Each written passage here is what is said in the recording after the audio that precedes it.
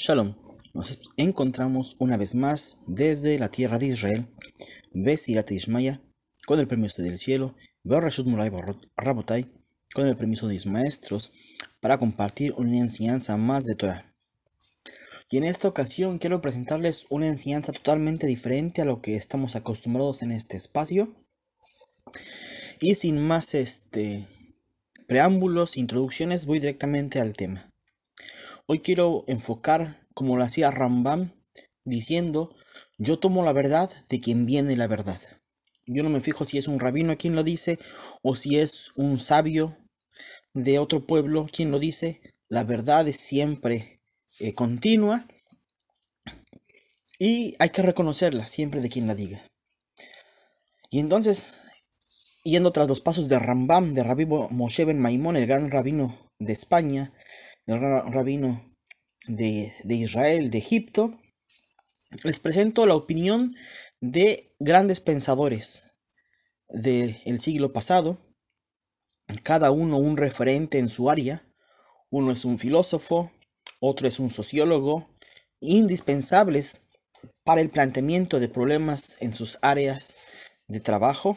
Michel Foucault fue un psicólogo que dio cátedras, se doctoró como filósofo y dio cátedras en Francia durante muchos años.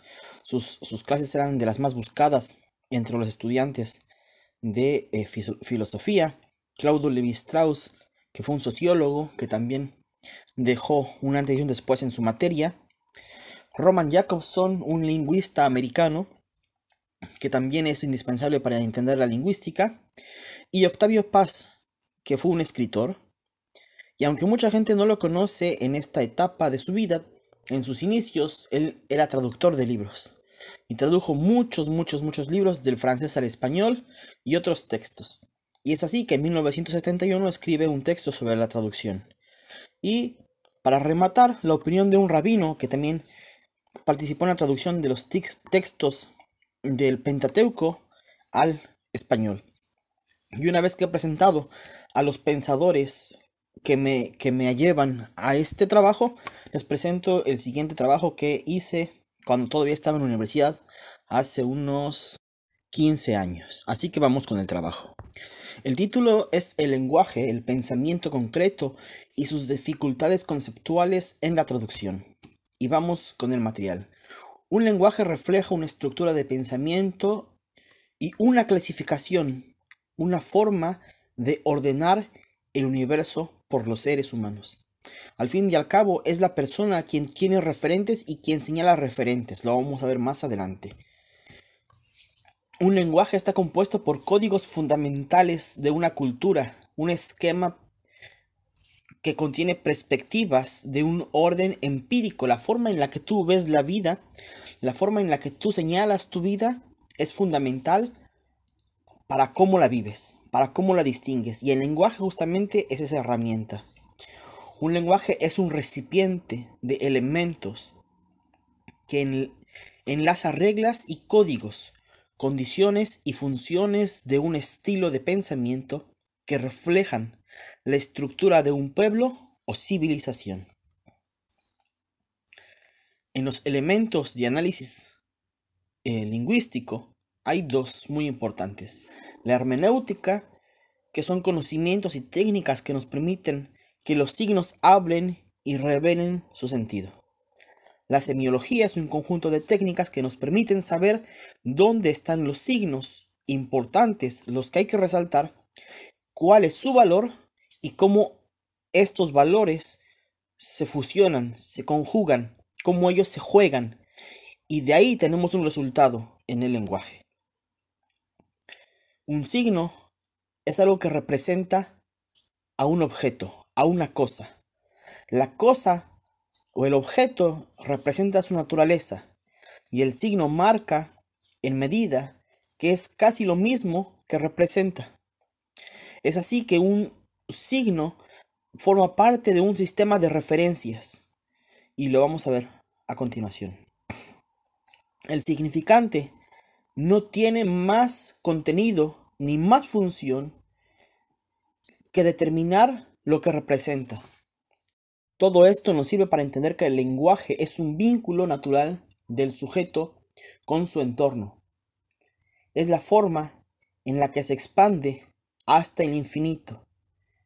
En toda lengua, el discurso y sintaxis proporcionan los recursos indispensables para que el sujeto, la persona y el individuo puedan ajustar todos estos elementos en su discurso, en la forma en la que ordena su realidad. Esto va a generar que la división conceptual varíe según cada lenguaje, y cada uno tiene el uso de términos abstractos que nos permiten ver detrás de ellos la estructura social que les da forma y que los sostiene. La estructura social, la persona, el pueblo que utiliza determinados símbolos, son ellos quienes le van a dar ese contenido. Y son ellos los que van a representar los números, o con circulitos, o con palitos, o con puntos, de tal forma que vamos a tener las variedades como las vimos, los números mayas, los números romanos, los números arábigos.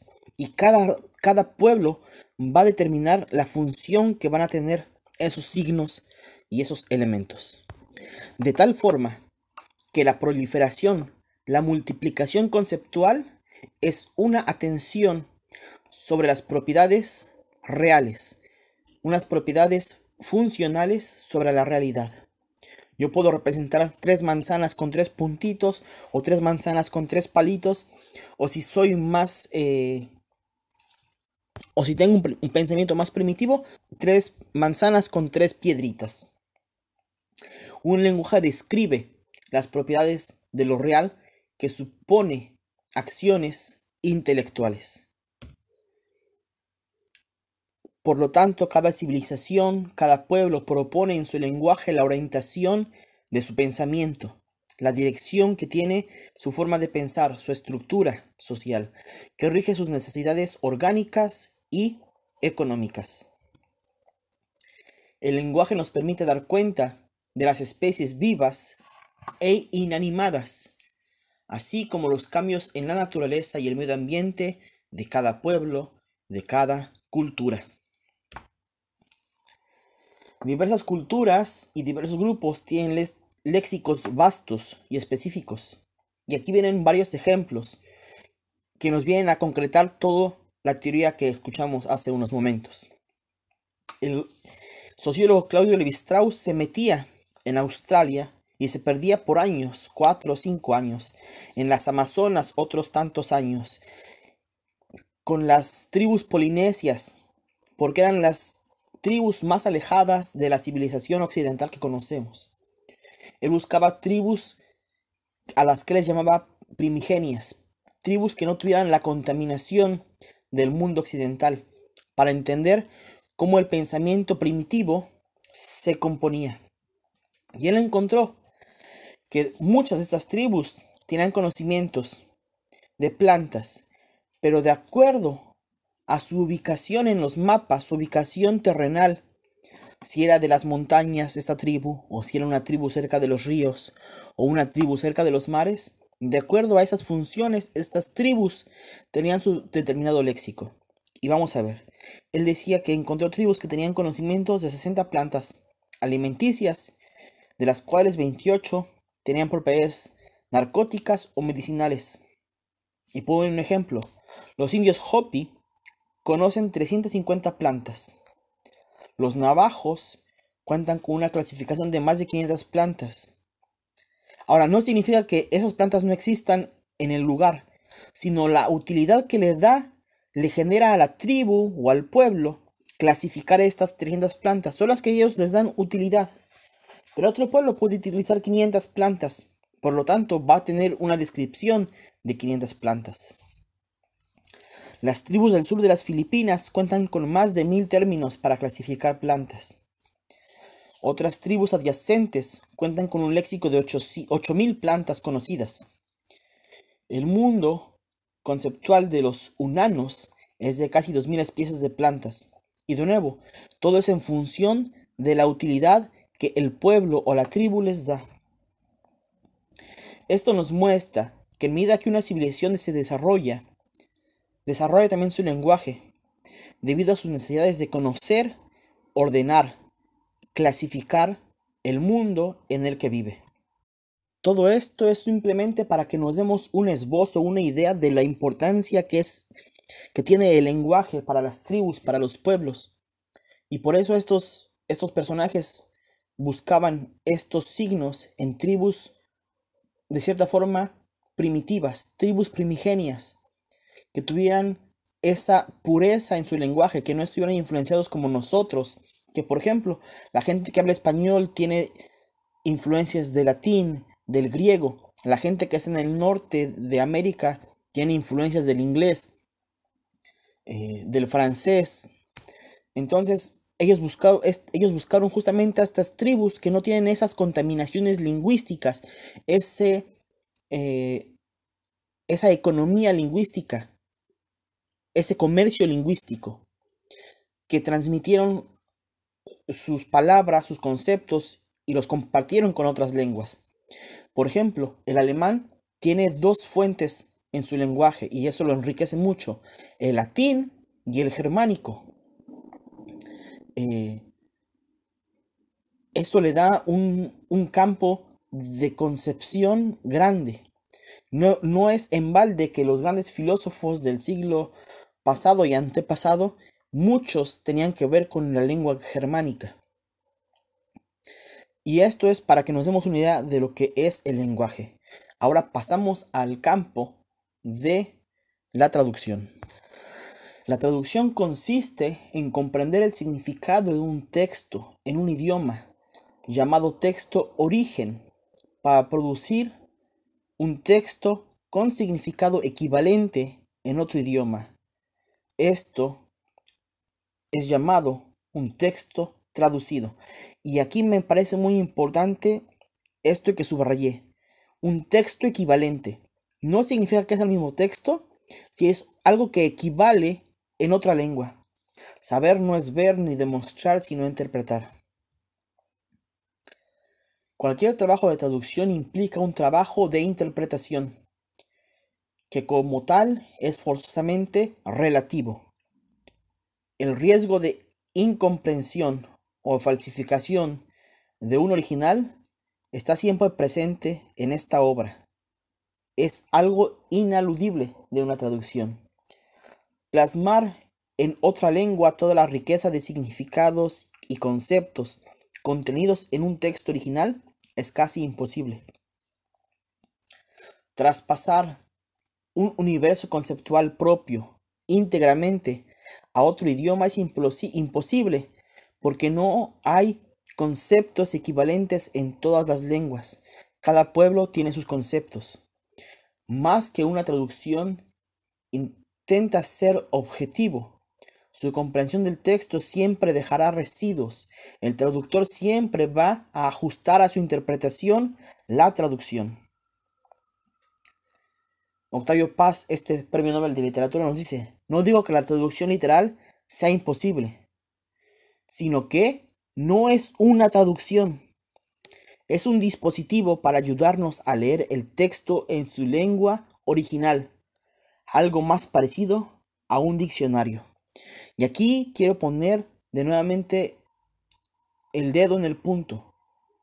Como lo decíamos hace dos presentaciones, traducir es algo relativo.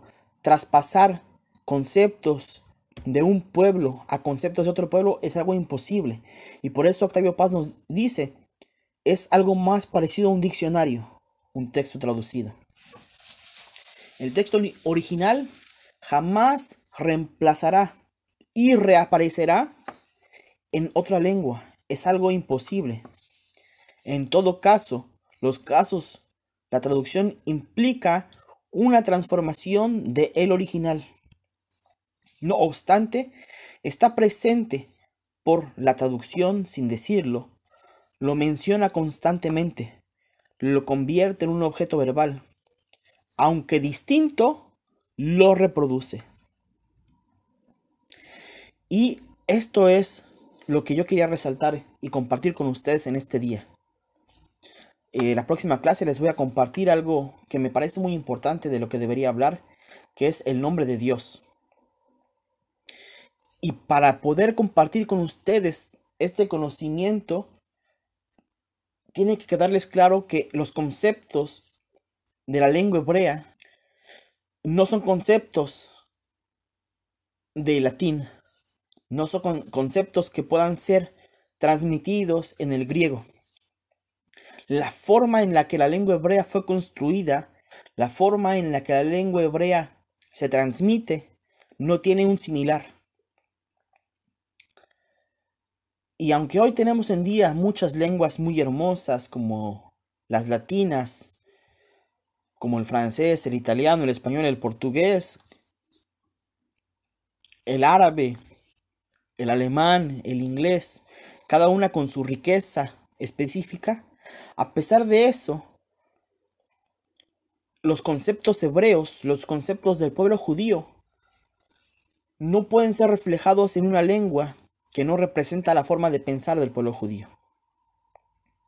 Y por eso es que quiero compartir con ustedes en esta ocasión esta clase como introducción, para que la próxima semana o en los próximos días comparta con ustedes esta clase sobre el nombre de Hashem, el nombre de Dios,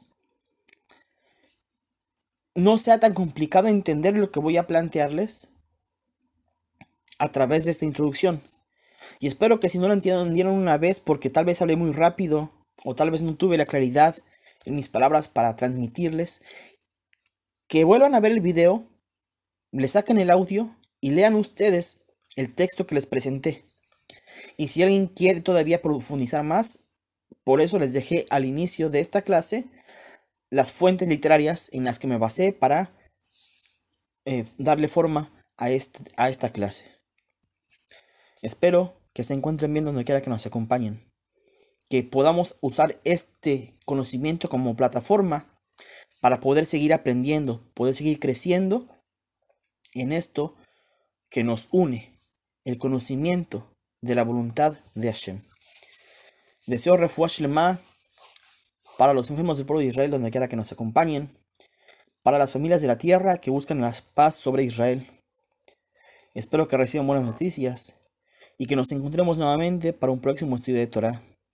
Shalom.